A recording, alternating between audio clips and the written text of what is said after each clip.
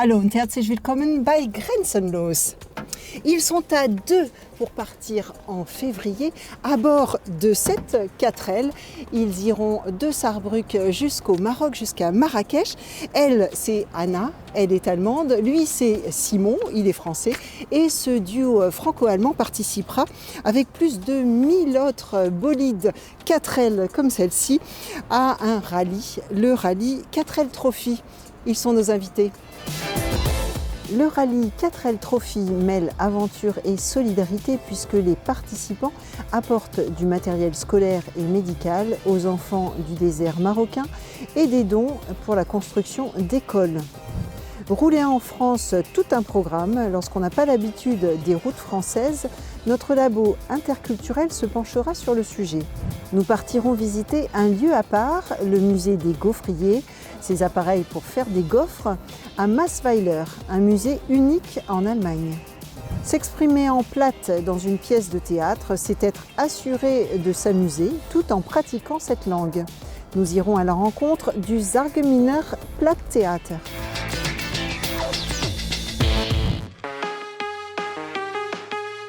Bien plus qu'un rallye étudiant à bord des fameuses Renault 4, le 4L Trophy est avant tout un projet humanitaire et solidaire. Le rallye voit le jour en 1997, créé par Jean-Jacques Ray, un ancien participant du Paris-Dakar. Seulement 3 équipages avaient pris la route lors du premier raid, alors qu'aujourd'hui la course comptabilise plus de 1300 équipages chaque année. Le 4L Trophy est d'ailleurs devenu le plus gros événement sportif et solidaire d'Europe pour les moins de 28 ans. Pour cette 27e édition, le raid se déroulera du 15 au 25 février 2024 sur un parcours de 6500 km à travers 3 pays, en partant de la France, en passant par l'Espagne et en finissant par le Sahara marocain. Les étapes dans le désert se réaliseront sans GPS, seulement à l'aide d'une carte IGN, un roadbook et d'une boussole. Le 4L Trophy, c'est également un événement solidaire qui œuvre pour la scolarisation des enfants. L'association Les Enfants du Désert est le partenaire associatif officiel du rallye depuis 2006. Depuis le début de ce partenariat, ce sont 300 000 enfants marocains qui ont bénéficié de matériel scolaire et sportif, ainsi que 25 salles de classe et de blocs sanitaires, mais aussi bien d'autres projets menés grâce à l'aide précieuse des équipages. Hallo Anna. Hallo. Bonjour Simon. Bonjour. Wollt ihr euch vorstellen, Anna? Ja, gerne. Mein Name ist Hanna Isabek. Ich bin 24 Jahre alt und ich komme aus Saarlouis. Und zurzeit studiere ich Europäisches Baumanagement am DFHI ISFATES. Und zurzeit bin ich hier an der HTW in Saarbrücken kurz vor meiner Bachelorarbeit. Et Simon? Alors voilà, je m'appelle Simon Balzer, presque 21 ans la semaine prochaine. Et puis je suis également en génie civil et management en Europe avec Anna pour notre 7e semestre de licence qu'on va bientôt terminer là d'ici mars 2024. Voilà, ici à l'ISFATES. Wie habt ihr euch kennengelernt? Ja gut, Simon und ich, wir haben uns vor jetzt eigentlich genau 3 Jahren kennengelernt im Zuge unseres Studiums am ISFATES in Metz am Campus Technopol. Und weil wir eben entschieden haben, beide das Gleiche zu studieren. Und es war mehr oder weniger Zufall, aber jetzt, ja, nach 3 Jahren sind wir sehr gute Freunde geworden. Also Sie sind praktisch den deutschen Teil des Duos. Warum habt ihr ein deutsch-französisches Duo gebildet? Eigentlich war auch das Zufall, weil wir haben das Duo eigentlich gebildet aufgrund unserer Freundschaft und weil wir uns durch das Studium mittlerweile sehr gut kennen. Und ich denke, es hat seine Vorteile in der Grenzregion, gerade was die Suche der Sponsoren betrifft und die mediale Aufmerksamkeit, dass man eben einen Part hat, der sich auf der französischen Seite sehr gut auskennt und einen Gegenpart, der sich eben auf der deutschen Seite sehr gut auskennt. Und ich denke, da bilden wir schon ein sehr starkes Team. Et pourquoi, Simon, est-ce que vous voulez participer précisément à ce rallye-là? Alors moi, l'idée est venue au départ des journées portes ouvertes que j'ai fait à l'école, donc l'ISFATES. Et j'ai vu ces étudiants qui avaient fait déjà ce rallye il y a quelques années auparavant. Et je me suis dit, il faut vraiment marquer le coup pour les études et faire un projet fantastique. Et pourquoi pas le 4L Trophy serait une bonne occasion. Donc voilà, j'ai décidé au plus tôt de pouvoir inscrire ça dans mon projet des études. Et puis après, par la suite, j'en ai parlé à Anna. Et Anna était convaincue. Donc on a continué jusqu'à maintenant, voilà, dans ce projet, jusqu'ici. Qu'est-ce que vous avez présenté comme argument justement pour la convaincre?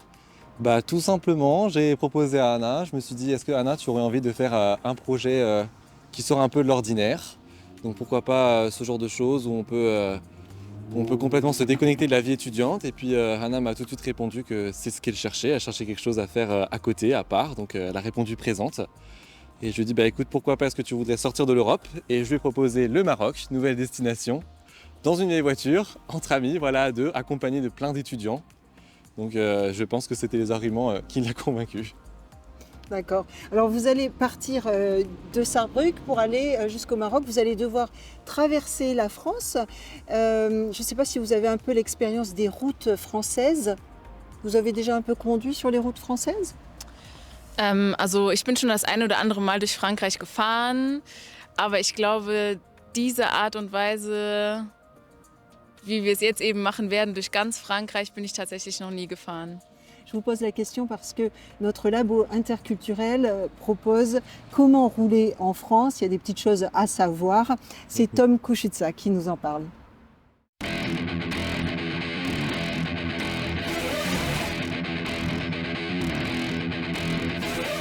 Un rallye en 4L jusqu'au Maroc, chapeau Simon et Hannah. Mais avant qu'on parle du Maroc, commençons déjà avec quelques spécificités sur la route française qui, pour nous Allemands, peuvent des fois poser problème. Pour commencer, parlons déjà des dodanes. Je ne sais pas pourquoi, mais en France, ils sont partout dans les villes, vraiment partout. Franchir un dodane, ça va encore. Un deuxième, ok. Mais 3 ou même 4 dans la même rue, c'est incroyable. À un moment donné, ça suffit là quand même. Des ralentisseurs, on en trouve aussi de temps en temps en Allemagne, mais très rarement. Ils font donc bien chier les Allemands quand on va visiter la France. Sans évoquer les limitations de vitesse. En France, 80 à l'extérieur des villes ou 130 sur les autoroutes, alors qu'en Allemagne, c'est plutôt 100 en dehors des villes et vitesse illimitée sur les autoroutes. C'est quand même très fatigant. Et parlons des autoroutes, je n'ai même pas encore parlé du péage. Quel stress à chaque fois, mais ce sera une histoire pour un autre jour. De plus, saviez-vous que la France détient le record du monde des ronds-points? Il y en a partout. Des ronds-points en soi, ça va, je n'ai rien contre. Et votre habitude de clignoter à gauche quand vous allez plus loin que tout droit, cela n'existe pas chez nous, mais je comprends l'idée, c'est même assez pratique. Mais certains ronds-points disposent de 2 voies. Aïe aïe aïe, quel stress à chaque fois que je les emprunte.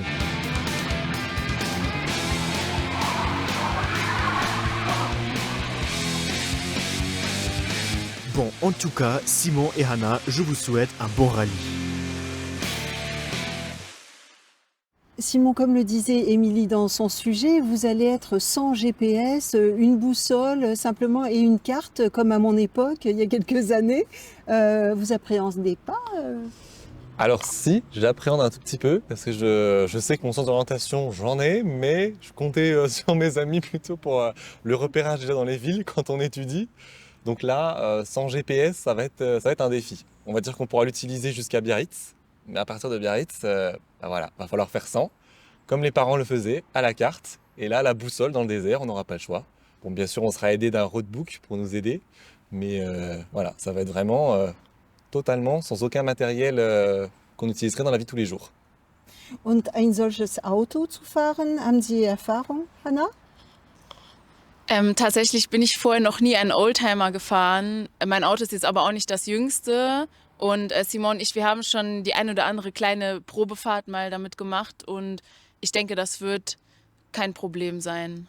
Okay. Und die Mechanik, also falls es eine Panne gibt, wie plant ihr, das zu regeln? Darüber haben wir tatsächlich auch schon gesprochen. Also Reifen wechseln, das steht fest, können wir beide. Und ja, alles Weitere, was so anfällt, müssen wir halt spontan schauen, wer wo seine Talente hat. Und wir vertrauen darauf, dass nichts Gravierendes geschehen wird. Und die Kleinigkeiten können wir, denke ich, in der Regel lösen. Cette voiture, vous l'avez trouvée où? Vous l'avez acheté où? Comment vous l'adaptez aussi à ce rallye, cette voiture? Alors cette voiture, on a mis longtemps à la trouver et je l'ai trouvée près de Nantes. Donc déjà, il a fallu faire le trajet retour. C'était le test, le premier test déjà de la ramener de Nantes jusqu'ici, donc les 1000 km. Et puis après, quand je l'ai acheté, j'ai eu la chance que la personne qui l'avait déjà bien rénové. Mécaniquement parlant, tout a été refait. Donc il n'y a plus de grands détails, plus de grosses mécaniques à faire. Maintenant, c'est plutôt des petits détails type carrosserie, quelques petites encore connexions électriques à réaliser. Mais niveau, on va dire, ce qui est conception du rallye, elle est plutôt en bon état. On a déjà mis des plaques de protection en dessous de la voiture pour la protéger dans le désert. Donc elle est déjà bien équipée. D'accord. On poursuit cette émission avec un reportage sur les gaufriers qui se trouvent dans le musée de Wolfgang Fuhrmann. Les gaufriers du monde entier, de toutes les formes, de toutes les tailles, attendent les visiteurs à Massweiler dans le Palatinat du Sud-Ouest. C'est le seul musée en Allemagne. Lucie Owen nous y emmène faire un tour. Des gaufres comme il y a des centaines d'années. Dans l'exposition du musée des gaufriers à Massweiler, les visiteurs trouveront des ustensiles de cuisine traditionnels et plus de 600 gaufriers historiques. Depuis plus de 20 ans, Wolfgang Fuhrmann expose ses pièces dans une ancienne grange. Sa passion pour la collection d'objets d'exposition a commencé en 2001 lors d'une balade dans un marché aux puces. Auf dem Boden lag so ein verrostetes Waffeleisen und meine Frau wollte wissen, was das ist. Die kannte das nicht, diesen Gegenstand, weil sie aus Norddeutschland stammte. Und dann habe ich gesagt, das ist ein Waffeleisen und wir können das auch mal mitnehmen und können das vielleicht mal ausprobieren. Und dann haben wir tatsächlich 2001 am 7. April das erste Mal dieses Waffeleisen in privater Runde bei einer Geburtstagsfeier ausprobiert. Und das war sehr spannend, sehr lustig und die Leute haben sich alle gefreut, dass es noch die Möglichkeit gibt, mit so einem alten Gerät eine Süßspeise herzustellen.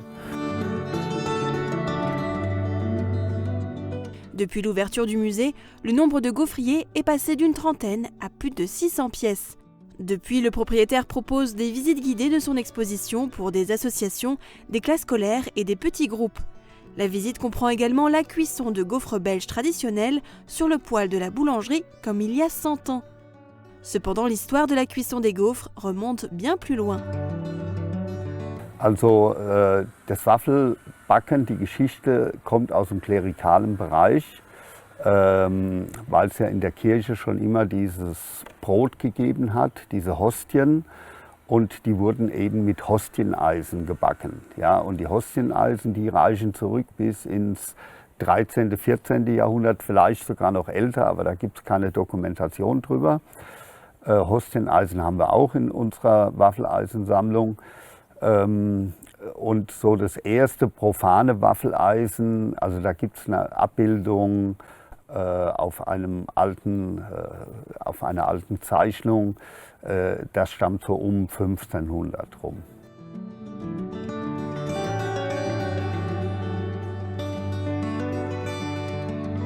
En plus des gaufriers à hostie, le musée présente également des gaufriers historiques du Japon, du Mexique et de Suisse. Pour le propriétaire, tous les objets de son exposition ont une signification individuelle. Jedes Waffeleisen hat was Besonderes, ja, sei es, wie man dazu gekommen ist, die Herkunft. Was halt immer interessant ist, ist ein Waffeleisen das schwerste Waffeleisen oder das leichteste, das größte, das kleinste, das älteste. Das älteste ist beispielsweise von 1671. Wolfgang Fuhrmann ne vendrait ses pièces uniques pour rien au monde. Cependant, ceux qui souhaitent tout de même admirer les gaufriers et même déguster des gaufres peuvent visiter le musée des gaufriers d'avril à octobre sur rendez-vous.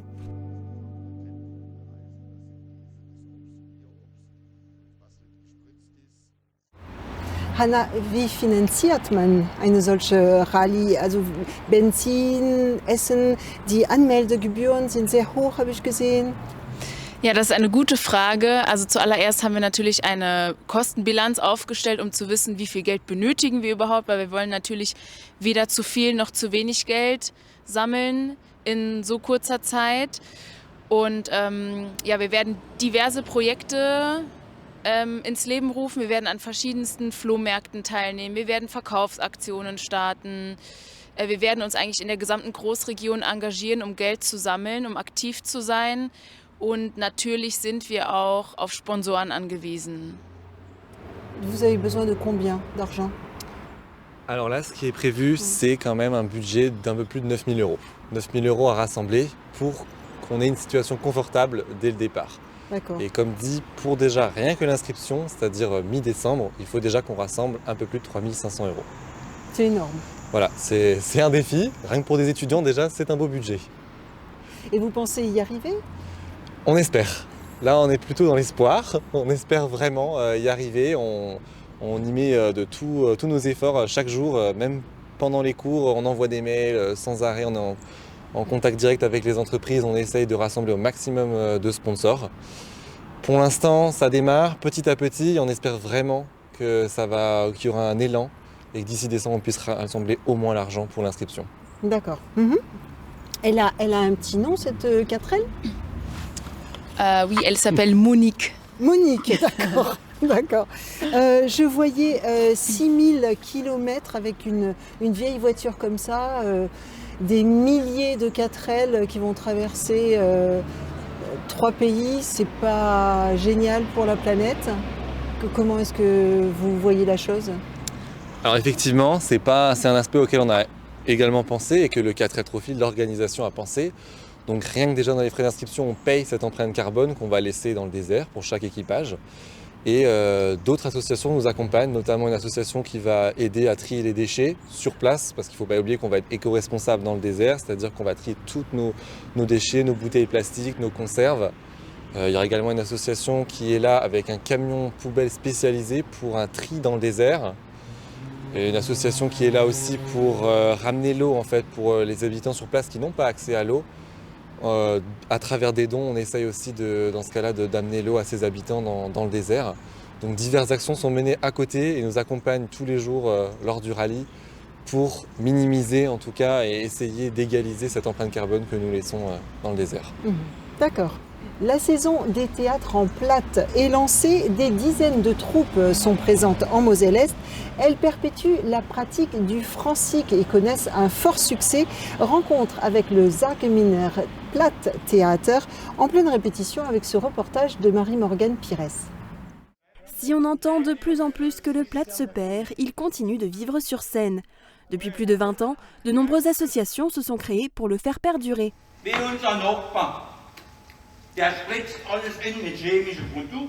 Parmi elles, le Zageminer Platt Theater. Fondée en 2002, elle compte aujourd'hui une vingtaine de membres, des personnalités qui aiment l'humour et surtout le Platt. Le Platt fait rire parce qu'il y a déjà beaucoup de blagues qu'on ne peut pas traduire, et beaucoup de situations qu'on ne peut pas traduire. Et bon, je sais, quand j'étais petite, dans le temps, on allait voir des pièces, c'était en Platt. C'était pour rire et voilà, et pour continuer, pour que les gens parlent encore. Et ce qui est important aussi, nos aînés sont contents d'entendre le Platt et de pouvoir rigoler en Platt. Dass es unser Platt bleibt, solange wie es noch geht. Die Jungen, die reden sowieso schon fast kein mehr und wir versuchen fast noch beizubehalten und nach der alten Lied Pläsier machen auch. Weil die sind es noch gewöhnt, wie das sagen, die lachen immer noch gut. Wenn also so alter Ausdruck kommt, wo man nicht mehr hört, ne, das ist immer lustig. Chaque année, de nouveaux membres rejoignent l'aventure. Parmi eux, Isabelle et Jean-Marie, jeunes retraités. J'en avais envie depuis longtemps, mais comme je travaillais sur poste, c'était pas possible. Alors maintenant, j'ai tout mon temps et j'ai toutes mes soirées. J'ai appris le français à l'école et le Platt est ma langue maternelle. Et le fait de retrouver le Platt à la retraite, c'est formidable. Créer une pièce de théâtre en Platt n'est pas une mince affaire. Il faut déjà trouver la bonne pièce qui plaira aux comédiens et au public. René fait partie du groupe de lecture. Il sélectionne chaque année 3 textes qu'il soumet au président. Puis la pièce doit être traduite. Les pièces, elles sont toujours écrites, pas en allemand pur, certaines en allemand, mais souvent dans la région dans laquelle elles ont été écrites. Alors il y a du bavarois, hein, il y a du Rheinland-Pfalz, etc. Il y a différentes. Et donc là, il faut Des fois, à rechercher plusieurs fois, jusqu'à ce qu'on trouve la traduction exacte, quoi. Des mots qui sont intraductibles, et là, on a largement assez chez nous pour que ça puisse rester dans le comique et dans le vrai. La troupe a aussi déjà joué de l'autre côté de la frontière, notamment à Gersheim. Le public est toujours différent et il ne rit pas au même moment, mais le public allemand est un très bon public, ils aiment bien rigoler et ils nous comprennent. Oui, parce que eux, c'est plutôt le Hochdeutsch. C'est le Hochdeutsch, mais ils comprennent très bien le Platt que nous, et puis ils se marrent beaucoup. Hein. C'est un très bon public.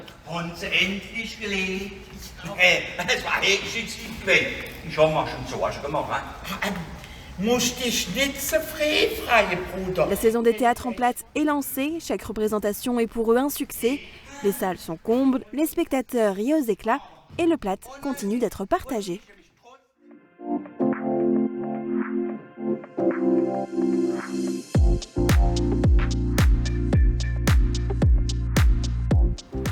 Il ne me reste plus qu'à vous souhaiter un bon rallye qui se tiendra du 15 au 25 février 2024, c'est ça? Genau. C'est ça. Vous vouliez ajouter quelque chose, Anna? Vielleicht noch zum Schluss ein Appell an alle Zuschauer draußen.